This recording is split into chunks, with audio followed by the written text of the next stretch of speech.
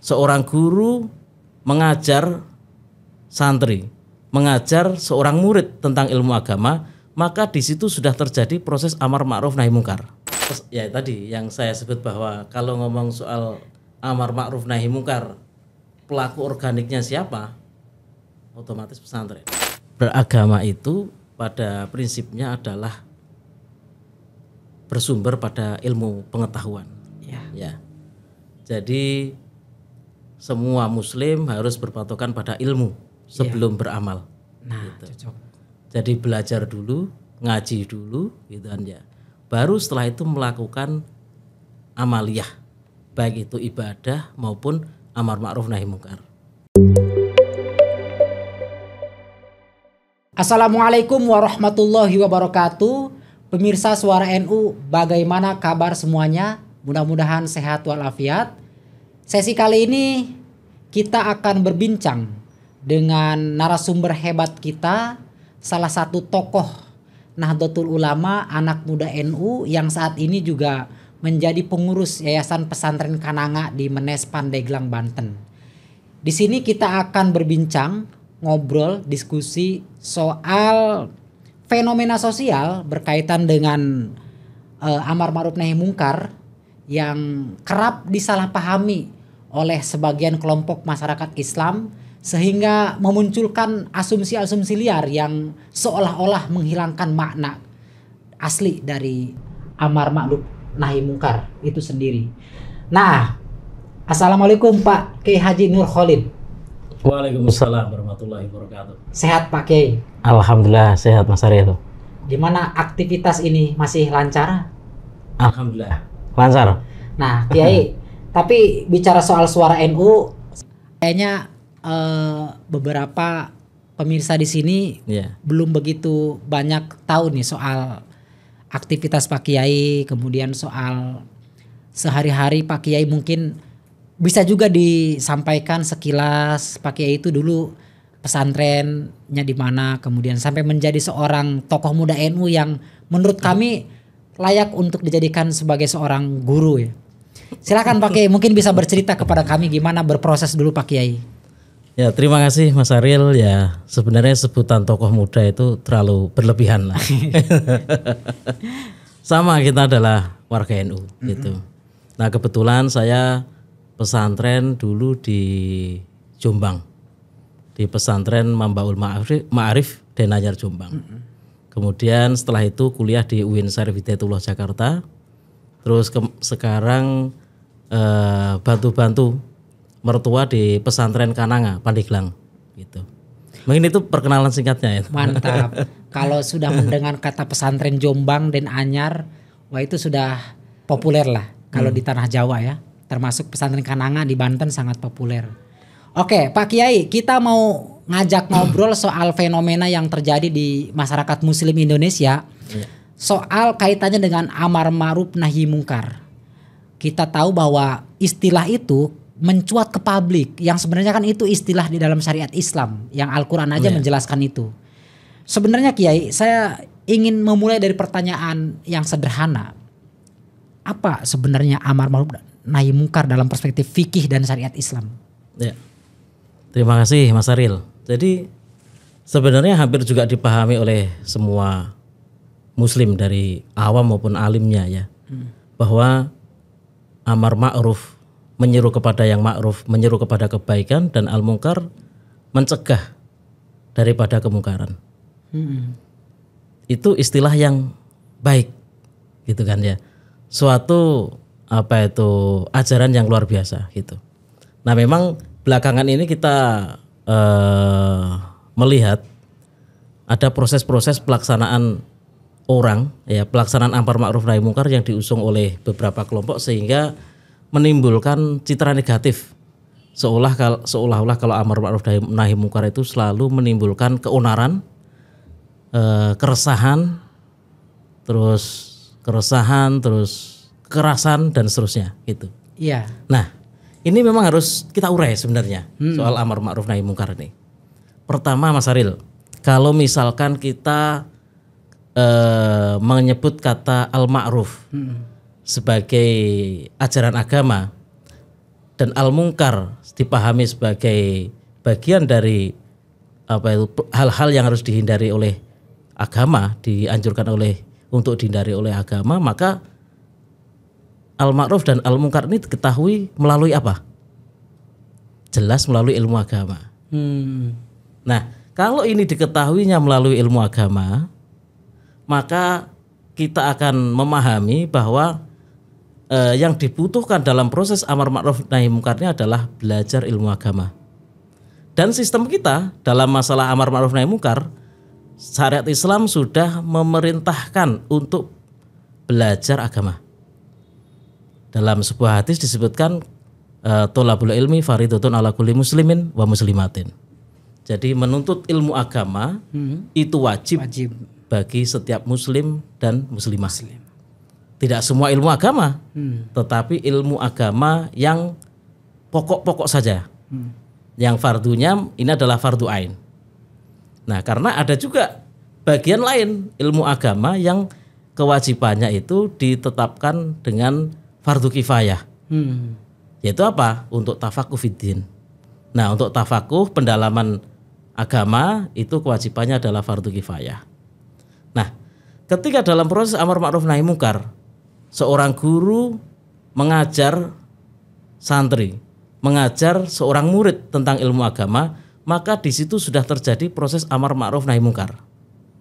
Kenapa demikian? Karena guru menyeru kepada al-ma'ruf, yaitu ajaran-ajaran agama, gitu aja. Dan al-mungkar adalah kebalikannya, yang menyalahi ajaran agama. Oke. Gitu. Jadi al-ma'ruf dan al-mungkar ini adalah dua sisi yang bertolak belakang. Sehingga ketika seseorang menyeru kepada al-ma'ruf, maka maknanya dia mencegah kepada al-mungkar. Gitu. Jadi ini adalah satu tindakan yang menghasilkan dua kejadian sekaligus. Oke. Jadi sebenarnya itu definisi ideal yang harusnya dipahami oleh masyarakat muslim kita. Betul. Oke. Nah, Pak Kiai, dalam satu diskusi Pak Kiai kerap menyebut dengan bahasa pelaku amar ma'ruf nahi mungkar yang organik. Memang ada yang tidak organik, Kiai? Ya. Jadi itu adalah istilah dari sebuah proses amar ma'ruf nahi mungkar yang kita pahami dari ayat Al-Qur'an, kuntum khaira ummatin ukhrijat linnasi ta'muruna bil ma'rufi wa tanhauna 'anil munkar. Kalian adalah khairu ummah, sebaik-baik manusia yang ditugaskan ukhrijat linnasi ta'muruna bil ma'rufi wa tanhauna 'anil munkari, yang menyeru kepada yang ma'ruf dan mencegah kepada yang mungkar. Nah, setelah tadi kita memahami bahwa al-ma'ruf dan al-mungkar itu dipahami melalui ilmu agama dan diperoleh dengan belajar ilmu agama, maka kemudian kita bisa memahami bahwa proses pertama dari amar ma'ruf nahi mungkar adalah ketika seorang guru mengajarkan ilmu agama kepada muridnya. Nah, lalu tahap yang kedua, ketika seorang murid mengamalkan ilmunya untuk dirinya sendiri dan dia mengamalkan ilmunya untuk keluarganya, untuk anaknya ketika dia menjadi seorang ayah, untuk sebagai suami ketika dia punya istri, dan dia melakukan amar ma'ruf nahi mungkar kepada anak dan istrinya, maka di situ terjadi proses amar ma'ruf nahi mungkar pada tahap kedua. Kemudian yang ketiga, ketika seorang telah belajar agama, kemudian dia memegang jabatan pemerintahan, jabatan kepemimpinan di semua level, maka dia akan melakukan amar ma'ruf nahi mungkar dengan jabatannya itu. Nah, dalam proses ini siapa yang akan disebut organik? Semua bisa ya. Semuanya adalah pelaku amar ma'ruf nahi mungkar yang organik. Yang porosnya adalah orang-orang yang mengajarkan ilmu agama. Jadi merekalah sumber dari amar ma'ruf nahi mungkar. Jadi pejabat bisa melakukan amar ma'ruf nahi mungkar dengan jabatannya gitu. Betul. Ya. Kemudian kiai dengan keilmuannya, kemudian masyarakat dengan profesinya masing-masing. Begitu maksudnya, Kiai? Iya. Jadi amar ma'ruf nahi mungkar bisa dilakukan oleh semua orang. Semua umat Islam. Oke, Pak Kiai, ini juga yang sejatinya dijawab secara tuntas, karena di tengah-tengah masyarakat ini seolah-olah ketika mendengar kata amar ma'ruf nahi mungkar, arahnya kekerasan, arahnya apa tuh Nyu? Apa namanya, penyerobotan terhadap lahan tertentu yang mengatasnamakan agama dan lain-lain gitu Pak Kiai. Intinya hal-hal yang keras yang meresahkan di masyarakat seolah-olah diartikan sebagai amar ma'ruf nahi munkar. Atau ada juga sekelompok orang yang memaknai itu sebagai bagian dari amar ma'ruf nahi munkar. Nah, gimana Pak Kiai membaca fenomena ini? Peristiwa itu kita pahami sebagai sebagian orang yang memahami amar ma'ruf nahi munkar melalui hadis man ra'a minkum munkaron falyughayyiru biyadihi. Fa illam yastati fa bilisanihi fa illam yastati fa biqalbihi wa dzalika adhaful iman. Jadi kemudian kami juga mencermati bahwa hadis ini pada keseluruhan menggambarkan bahwa amar ma'ruf nahi munkar itu adalah ala qadril istita'ah. Menurut kadar kemampuannya. Kamu bisa melakukan amar ma'ruf nahi munkar dengan cara apa? Dengan kemampuanmu boleh. Dengan lisanmu boleh. Atau dengan hatimu kamu mengingkarinya, dengan hatimu boleh. Nah, tetapi pada bagian akhir dari hadis ini ada wadzalika at'aful iman. Kata-kata wadzalika at'aful iman ini beberapa kali saya perhatikan dimobilisir oleh sebagian orang untuk membangkitkan emosi gitu aja. Jadi dengan mengatakan bahwa kalau dengan hati itu adalah at'aful iman, selemah-lemahnya iman. Kamu ingin imanmu disebut lemah atau disebut kuat? Tentu semua orang ingin imannya disebut kuat. Iya. Gitu. Maka kemudian mereka diorganisir gitu kan ya untuk melakukan fabiyatih atau wabilisani gitu kan ya.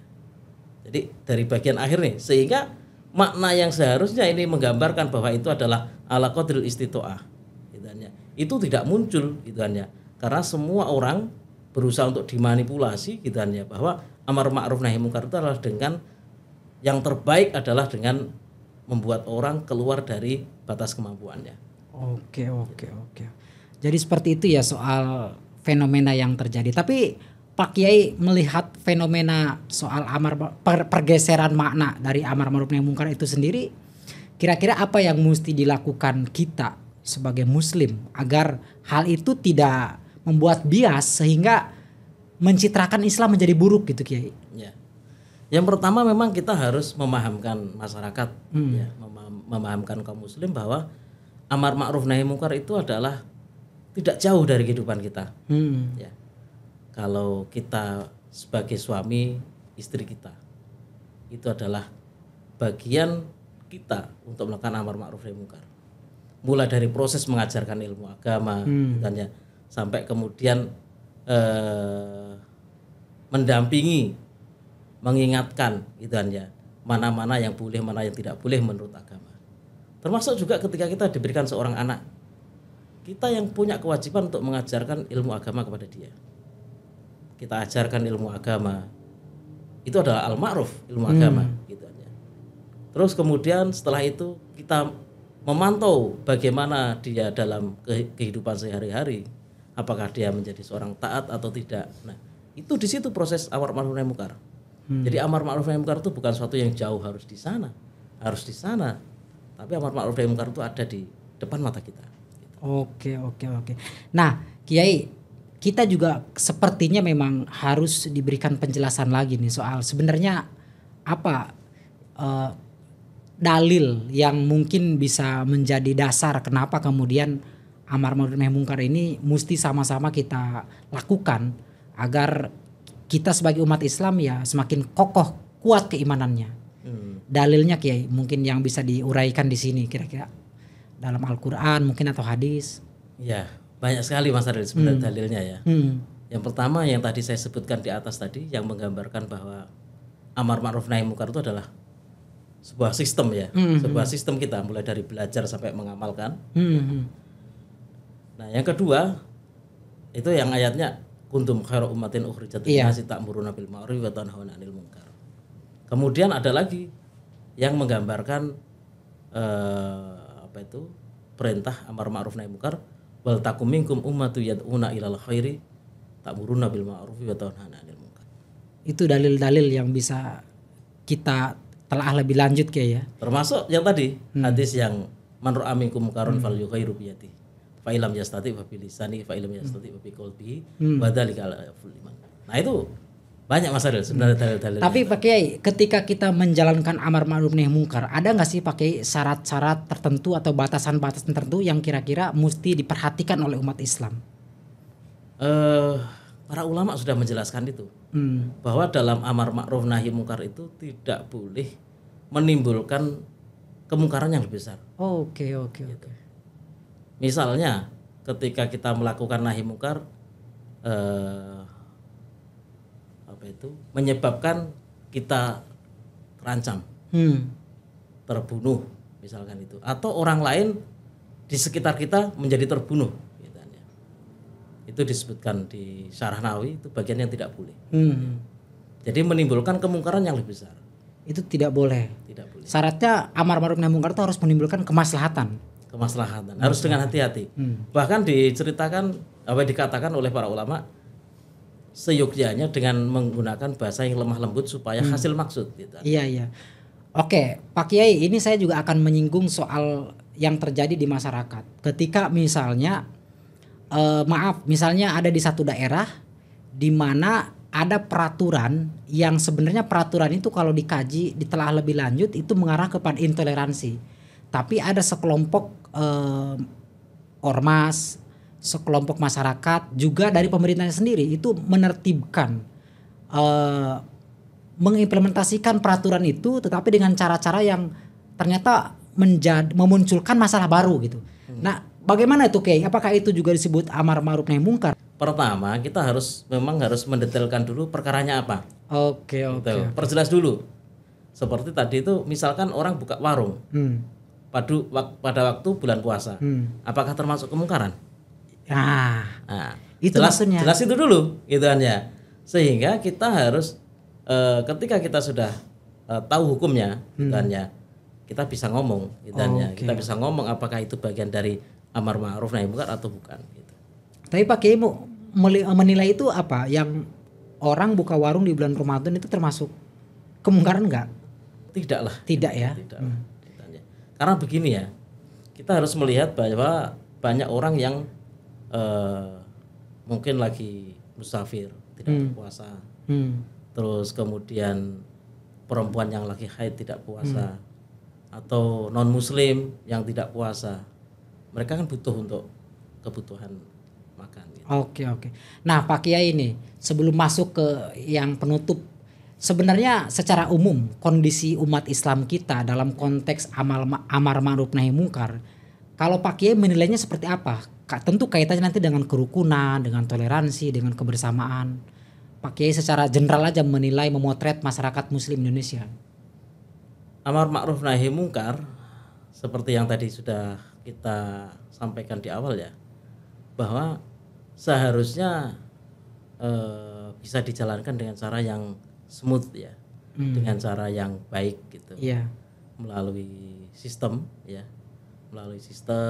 terkait dengan bagaimana orang didorong untuk belajar agama, belajar ilmu agama, sehingga dia itu tahu yang ma'ruf dan tahu yang mungkar, sehingga dia bisa menjauhi yang mungkar dan kemudian bisa melaksanakan yang ma'ruf, terus kemudian dia bisa mengimplementasikan ke lingkungannya, ke keluarganya, suatu yang kalau misalkan semua orang melakukan itu coba, tidak akan lagi ada kemungkaran dan tidak ada perlu lagi tindakan, orang mengambil tindakan. Benar.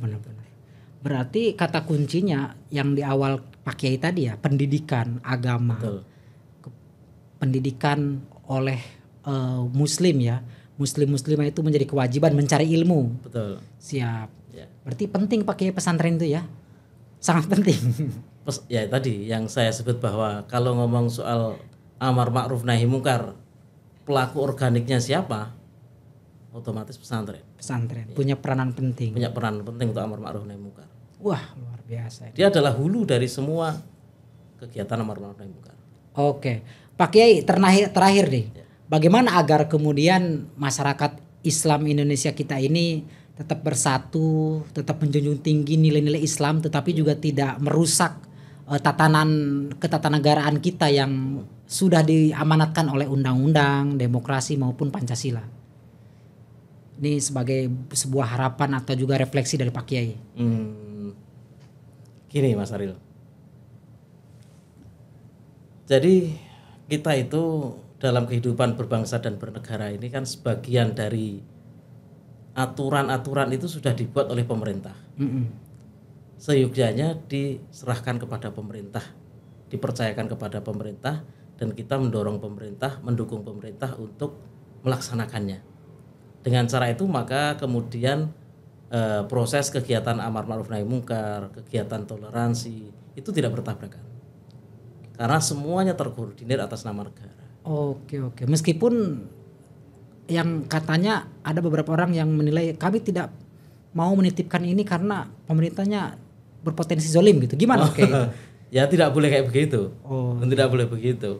Itu dalam agama bisa masuk bisa masuk ke wilayah Bugot nanti ke depan. Oh iya. Kita memang harus benar-benar bijak ya dalam mengelola yang seperti itu ya. Oke, baik Pak Kiai. Tidak terasa bahwa obrolan kita ini singkat, padat dan sangat jelas, dan kami yakin soal amar ma'ruf nahi mungkar dan fenomena sosial ini tentu sangat penting untuk diketahui oleh umat Islam di Indonesia. Ada lagi Pak Kiai yang mungkin bisa diuraikan di sini kaitannya dengan masyarakat kita agar tetap menjalankan syariat Islam tetapi dengan nilai-nilai Pancasila dan demokrasi sebagaimana yang berlaku. Beragama itu pada prinsipnya adalah bersumber pada ilmu pengetahuan. Ya. Jadi semua muslim harus berpatokan pada ilmu sebelum beramal. Nah, cocok. Jadi belajar dulu, ngaji dulu gitu kan ya. Baru setelah itu melakukan amaliyah, baik itu ibadah maupun amar ma'ruf nahi mungkar. Kita mencatat berapa banyak orang yang tidak tahu apa-apa terkait peristiwa, terkait hukum ya. Hukum yang mau dianggap mungkar gitu kan ya. Tetapi kemudian orang itu dimobilisir untuk turun ke jalan. Dimobilisir untuk melakukan aksi-aksi gitu. Nah, mereka tidak tahu apa-apa tentang apa yang sedang dilaksanakan. Nah, ini adalah hal yang tidak tidak dianjurkan gitu ya. Jadi karena itu sebelum melakukan amal, apapun amalnya termasuk amar ma'ruf nahi mungkar, dia harus berdasarkan dengan ilmu. Gitu. Siap. Kuncinya itu Pak Kiai ya. Ya. Oke, baik. Pemirsa Suara NU, tadi sudah banyak disampaikan oleh Pak Kiai Nur Khalid kaitannya dengan amar ma'ruf nahi mungkar. Syaratannya, batasannya, kemudian seperti apa sebenarnya amar ma'ruf nahi mungkar yang ideal dalam perspektif fikih Islam, syariat Islam. Tadi sudah disinggung, dan intinya lembaga pendidikan keagamaan tentu menjadi sangat penting, begitupun dengan ilmu pengetahuan yang juga harus dimiliki oleh kita sebelum melaksanakan amar ma'ruf nahi mungkar. Terima kasih, kita berjumpa di lain kesempatan. Wallahul muwaffiq ila aqwamit thoriq. Wassalamualaikum warahmatullahi wabarakatuh. Waalaikumsalam.